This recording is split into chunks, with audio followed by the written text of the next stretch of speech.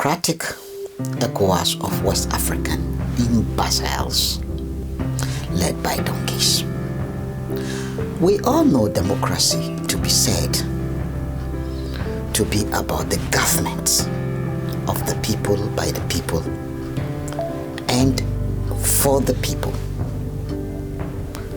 We all agree with the above definition of democracy enough for it to be a second nature to us. It is, however, important to say there is more to democracy, to what this definition is saying, than it seems. In line with the old saying, you can fool the people for some time, but you cannot fool all the people all the time. I will, in this presentation, rather prefer to redefine democracy as government of the people that vote, by the people that vote, and for the people that vote. Therefore, democracy is about the government of the electorate, by the electorate and for the electorates, as well as their families. Democracy cannot be about anyone who is not a voter. Remember to quickly hit the subscription button, like and share as you listen along. Also remember to get yourself a copy of my latest book on Amazon, Sovereignty, the Secret of Great Nations. Please help to support our cause. Get yourself a copy on Amazon. Thank you. When you are not a voter, my friend, meaning you have been excluded or disenfranchised from voting, then the resulting government that does not primarily represent you. Your interest in the business of democratic government become a secondary interest. Democracy involves electorates and their representatives in the business of government, which consists of the legislative arms and the executive arms. The legislative arm play a critical role in lawmaking, while the executive branch or its nominee executes more of the laws. Unlike the role of the executive arm in a democratic setting that can, and I repeat, can be delegated, the role of the legislative arm cannot be delegated. And I repeat, the role of the legislative arm cannot be delegated. So, a member of the legislative arm can get his or her mandate from the constituency he or she is representing, and he or she cannot, and I repeat, cannot delegate such mandate to any other person when you come to the role of lawmaking. In any democratic system, the executive has one constituency, while the legislative arm has several constituencies. Each constituency is personally represented by a legislative member, therefore, in any setting claiming a democratic value, a legislative arm must exist, and each legislature must represent a specific constituency.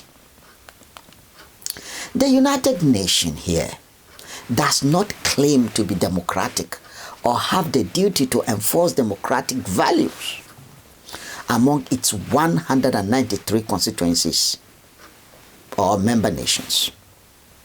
Representations and constituencies in the United Nations are purely based on each country. So the UN is about each member country and its representation. In the UN, the country as a bloc is the constituency of all the member states. When individuals speak at the UN, they do so on behalf of their country as a constituency, either at the General Assembly or at the Security Council levels.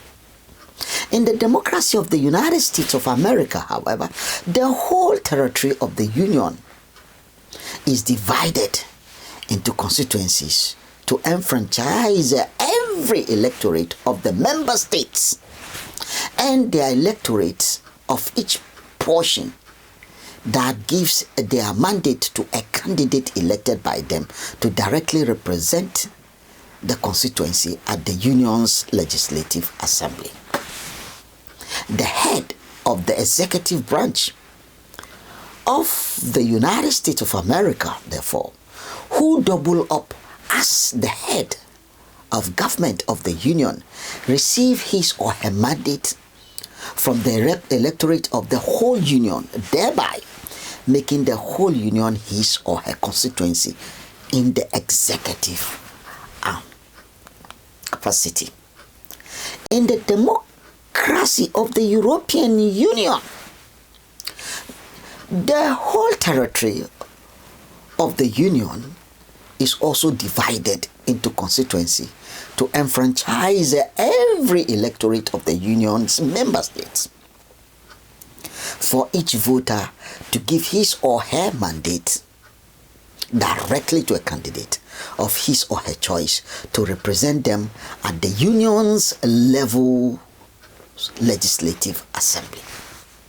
So, in addition to each electorate's voting for the legislature of their respective member states, each voter directly participates in the voting of the Union's legislatures. The heads of the EU 27 member states or prime ministers as heads of government were applicable in the capacity of the respective executive or government branches receive their mandate from the electorate of their respective states. Each EU member state leader has his or her state as his or her constituency. The EU does not have a single head of states who doubles up as the head of government, unlike the United States of America.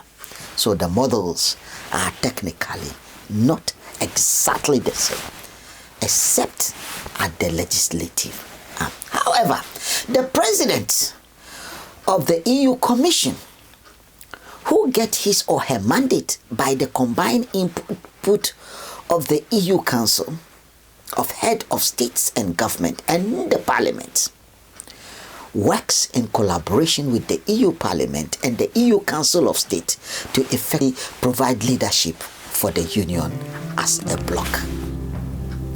Remember to quickly hit the subscription button again if you have not done so the last time.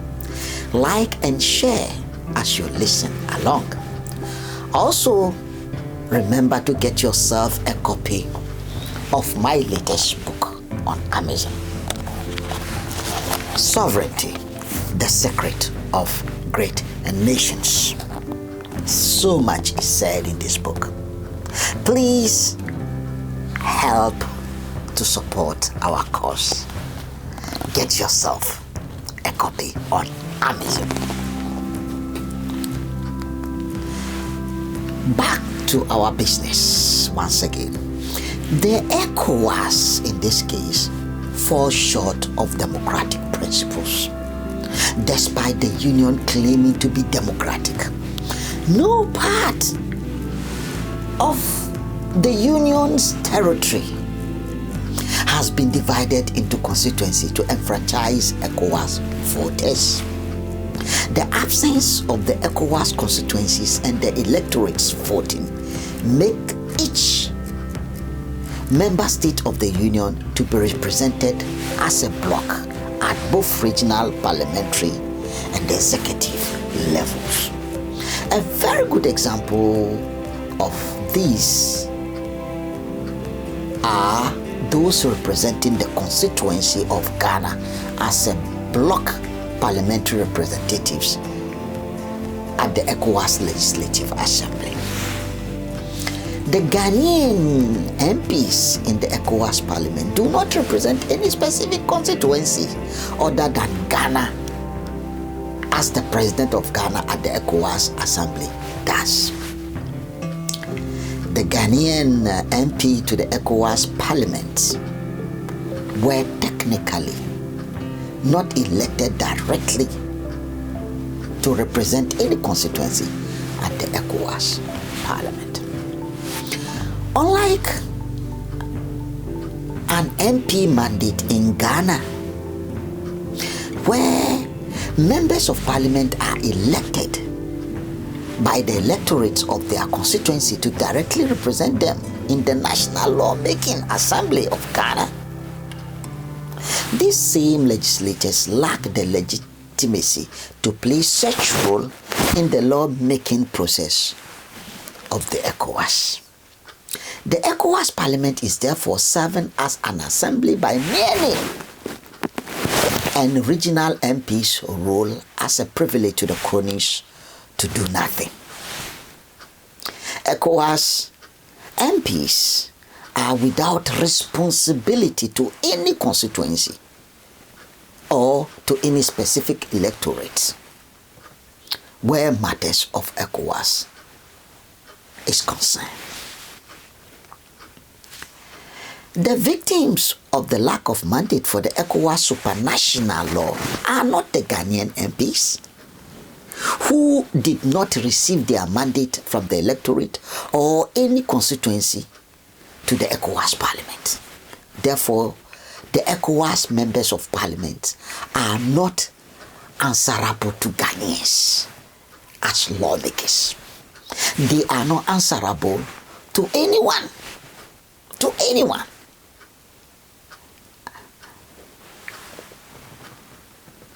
The victims are the Ghanaian electorates who have been fooled into paying the ECOWAS tax for representations they are not getting. Therefore, Ghanaians and West Africans are technically disenfranchised and unable to participate democratically in ECOWAS elections. Being disenfranchised, excluded from voting in an election that affects one's life, is fundamentally a violation of democratic cardinals. It is democratically inhumane and ethically criminal.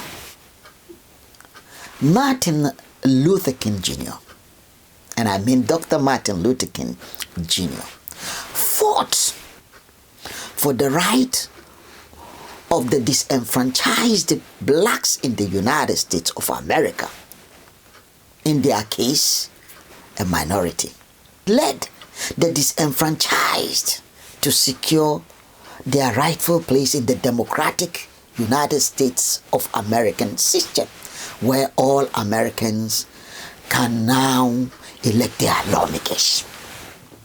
Dr. King won the battle against political discrimination and electoral subjugation. Every United States of American citizens then become full enfranchised citizens, with none being half or less American. 200 years into their future, America is doing wonderfully great. In apartheid South Africa, where the majority were again disenfranchised, Nelson Mandela convinced the disenfranchised to believe in him and give him their mandate of leadership to lead them in the fight for their voting rights. The battle for democratic injustice, or the battle against democratic injustice, was won at last in South Africa. Today, all those who are disenfranchised under the apartheid South Africa participate in voting for their lawmakers at both constituency and executive levels of their national government. In the Ecowas, the disenfranchised are the majority, like in South African apartheid government. The lack of racial divide between the disenfranchised oppressed majority of West Africa and our West African oppressors, who are the minority, is too vague for the differences to be obvious. So while in South Africa, it's very easy because the minority whites are clearly observable as against the Asian South Africans and the majority of black South Africans. So the battle against injustice was very, very obvious to be fought. The disenfranchisement of West Africa in the Ecowas democratic system is a mockery of democracy and aim to portray the majority in West Africa as poor, senseless, and hopeless. The Ecowas disenfranchisement imply the brain of the West African electorate to be too low of being capable of having the mandate of voting directly for his or her Ecowas MP. The scheme here is intentionally in place to perpetuate and sustain the cycle of poverty in West Africa. The victim here are the West African electorates and their politicians, who are considered shallow-minded to justify their exclusions from voting directly in choosing who become their Ecowas MPs. Due to the lack of these Ecowas electoral constituencies, the Ecowas is said to exist without any legislative arm or Ecowas citizenship, to be by mere name. And who are with no votes. Rather than noticing the discrimination and standing against this injustice, majority of West Africans too seem to be fine with such insult and political degradation. Ecowas is supposed to be a union of 15 West African states and their electorates. If constituencies do not exist for the electorate to directly vote for their representative at the Ecowas Assembly, then West Africans, by their majority, have been technically indeed disenfranchised. To address this democratic cancer of regional insults, leadership is needed from those who believe in ending the disenfranchisement and providing the opportunity for all West African electorates to vote in ECOWAS elections for their MPs. This issue cannot be solved by the elected executive stroke government officials of ECOWAS member states who are focused on selling their state's natural resources and collaborating with the various member state national MPs who are also enjoying the public loot. So, instead of a stronger ECOWAS by which every one of the member states of ECOWAS beyond doubt has proven none can survive by itself. So instead of the Ecowas adding value for industrial output, that is the resources of West Africa, so that jobs can be created, the few opportunists who have found their way into the position of their national political offices have turned the pulse of their state into their personal property, while selling the natural resources in their crude form to feast their nests. We must not lose sight of the fact that the only purpose of the European colonizers for creating the colonies is for them to serve as source of raw material and dumping of finished industrialized goods as surplus. The ECOWAS was formed to redress these challenges, for the West Africans to be in charge of their political, economic, and technological destiny as independent nations. The ECOWAS in question of today, to allow West African to be in charge of their destiny, is supposed to be an ECOWAS with its own legislative arm, whose MP source their mandate directly from the electorate of their respective constituencies.